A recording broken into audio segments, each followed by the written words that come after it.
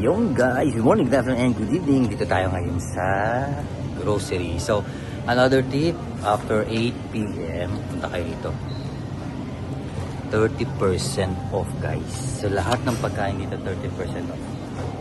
277.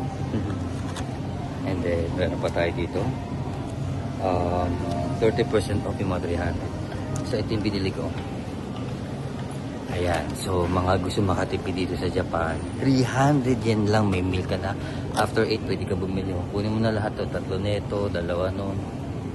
O, example, 207 yen. Busog ka na.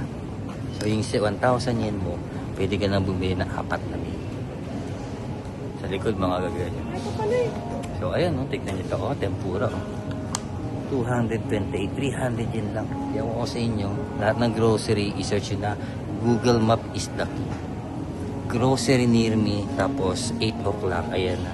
Okay, before 8, 7:30, nandito na kayo. Grocery is the best policy.